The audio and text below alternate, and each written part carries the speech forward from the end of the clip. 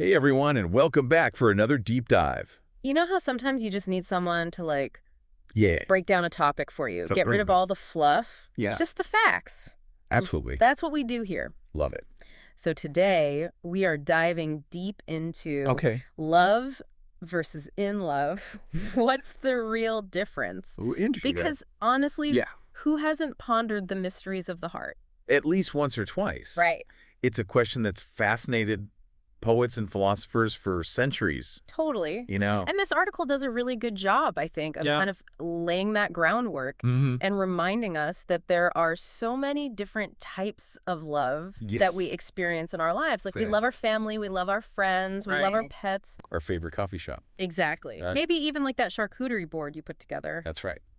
But this deep dive is all about that romantic love. Okay. You know, the kind that makes your stomach do flips. Yeah. And maybe makes you want to, write poetry even if you're terrible at it. Right, that all-consuming feeling. Yes. And, one of the things this article points out is that while we might, feel that intense love for maybe even several people throughout our lives, being in love usually has a singular focus. Right. It's that one person who becomes your sun and your moon and your favorite constellation all rolled into one. Okay. I'm already hooked. So how does this article differentiate those early sparks of infatuation? Those butterfly-inducing moments from the more settled feeling of being truly in love? Well, it acknowledges that initial excitement, Yeah. that nervousness we feel when we're first smitten with someone. But it emphasizes that true love goes beyond those fleeting butterflies. Okay. It's about finding comfort and ease in each other's presence, a safe space where you can be your most authentic self without fear of judgment. Think of it like this. Those first date jitters might have you spilling your drink. Oh, no. But being in love makes you want to spill your heart out in the best way possible. That's such a great visual, going from being terrified of making a fool of yourself to bearing your soul. It really speaks to that deep sense of trust and acceptance that develops, I think, when you're truly in love with someone. Absolutely. It's about knowing you can be vulnerable without being judged. Silly without feeling ashamed. Right. It's a safe haven built on mutual respect and understanding. And that comfort extends beyond just the emotional realm. So you're saying it's not just about feeling comfortable sharing your feelings, Right. but about navigating the ups and downs of life together. Exactly. Think about those early days when every date feels like an adventure. The article reminds us that those early experiences, while thrilling, don't paint the full picture. Okay. Being in love means standing side by side even when those adventures take you through rough waters. It's about weathering the storms together and emerging stronger as a couple. It's like the difference between enjoying a highlight reel and embracing the entire Yes. It's messy. a beautiful film. Right. Bloopers and all. Yeah, exactly. But doesn't the article also caution us against mistaking infatuation for true love? It does. You know that whole love is blind phenomenon? Yes, and it makes a really important point. Anyone can seem captivating in the right light. Okay. But true love, it's about seeing past the surface and embracing the real, the flawed person beneath. Think of it as appreciating someone's entire photo album. What? The awkward childhood photos. Oh, no. The goofy vacation snaps, not just the perfectly posed portraits. So it's about loving the good, the bad, and even the embarrassing dance moves they bust out when they think no one's watching. Precisely. Because those imperfections, those little quirks, they're part of what makes them unique. Yeah. And truly being in love means cherishing those differences, accepting them as part of the beautiful tapestry of who they are. It's about acknowledging that we're all a work in progress. Yes. And choosing to love each other through every chapter. Exactly. Right. And that choice, that commitment, it's a key theme this article explores. And that's what we'll be diving into next. Okay. How does that choice we make to love someone even when it's challenging?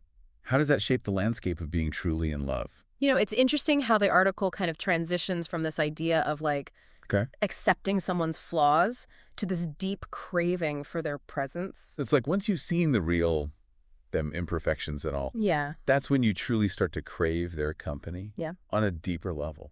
That resonates with me a lot, actually, because it is you go from enjoying someone's company to genuinely craving their presence, like almost needing them to be around. And not just physically, but emotionally and intellectually, too. Exactly. The article uses this great phrase, you're hungry to know everything about them. I love that. Their past, their dreams, their thoughts on the most mundane things. Yeah. It's like you want to crawl inside their mind and see the world through their eyes. So it's more than just wanting to share like a plate of nachos in a movie marathon. Right. It's about really sharing your inner world, your vulnerabilities, your unique perspective on life. Absolutely. And that kind of sharing requires a whole new level of communication. Okay. Think about couples who are truly in love. Mm-hmm. They're not just scratching the surface with small talk. As the article cleverly puts it, they're actively learning each other's love languages. Oh, it's like upgrading from basic conversation to like fluent love dialect. And just like learning a new language, it takes effort and patience and a willingness to kind of embrace those like awkward first conversations. But the payoff, that's where the real magic happens, right? It's about understanding that. What expresses love for one person might not resonate with another. Right. For some, it's words of affirmation, while for others, it's acts of service. Learning to communicate in a way that resonates with your partner's heart, that's a game changer. Totally. And that brings us to this beautiful point I think the article makes about commitment. Okay. Which is that it really is about making a conscious choice to keep showing up. Yes. To keep putting in the effort even when things get tough. You hit the nail on the head. The article highlights the shift that happens when you go from being in love to building a life together. Suddenly it's not just about asking, what are we doing this weekend? It's about asking, what are we doing with our lives? Ooh, I like that. You start envisioning a future together brick by brick. Yeah. Shared dream by shared dream. And that shared vision, that commitment to a future together, it colors even the most mundane aspects of life, doesn't it?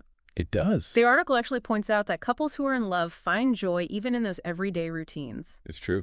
Think about it. Grocery shopping becomes a date. Folding laundry becomes a shared laugh. Right. When you're with someone you're deeply connected to. Even those mundane tasks become opportunities for connection and joy. Yeah. It's like you've discovered a whole new species of happiness that thrives in the ordinary. It's about realizing that, while those initial butterflies might fade, true love is about discovering a whole new kind of magic, the kind that simmers in those like shared routines and quiet moments of togetherness. And this brings us to another crucial aspect the article emphasizes, effort and growth. It reminds us that while falling in love might happen organically, staying in love is a choice, a conscious commitment to showing up, working through challenges, and actively nurturing the relationship. It's like recognizing that love, like a garden, needs tending to thrive. Yes. It needs nurturing and patience and willingness to kind of adapt to the changing seasons. And that tending, that nurturing, it extends beyond just the relationship itself. Okay.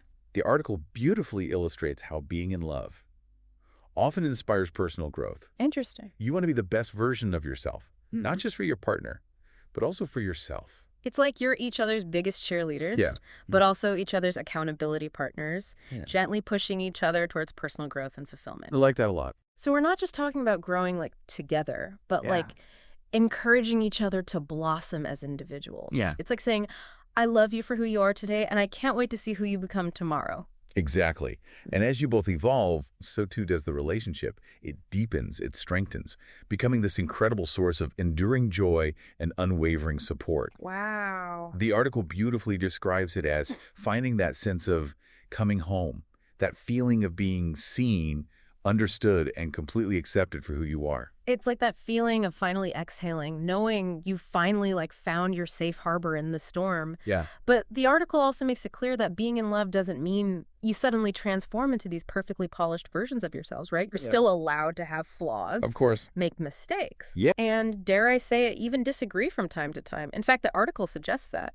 Embracing those imperfections is actually crucial for maintaining a healthy, sustainable love. Okay. It's about moving beyond those surface-level pleasantries and being able to communicate authentically, even when things get tough.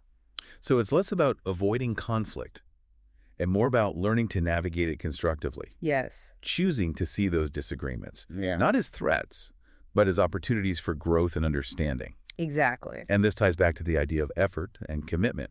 Staying in love means being willing to put in the work, to choose your partner even when it's hard. Yeah, because let's be honest, relationships can be messy and complicated sometimes. Like, yeah. But this article really reminds us that the mess is often where the magic happens. It's in those raw, vulnerable moments where we truly see and accept each other, flaws and all. Yeah. Those are the moments that deepen the connection, wouldn't you say? Without a doubt. That kind of acceptance, that willingness to be vulnerable, it's the foundation for a love that can weather any storm. Right? It's about trusting that your bond is strong enough to handle the inevitable ups and downs that life throws your way. It's about finding that sweet spot between comfort and excitement, security and passion, Yes. knowing that you're not just loved, but truly in love with someone who knows you, accepts you, and chooses you day after day. It's beautiful. It really is a beautiful reminder that while butterflies are exciting, true love runs much deeper. It's about finding that one person who feels like coming home after a long journey, someone you can be your most authentic self with, someone who makes even the mundane feel magical. So as you navigate the world of love and relationships, remember, it's okay to crave those butterflies. But don't be afraid to dig a little deeper, to look beyond the surface, and to discover the enduring comfort, understanding, and commitment that come with truly being in love. Because that is a love story worth writing. And that is a wrap on another deep dive. Thanks for joining us.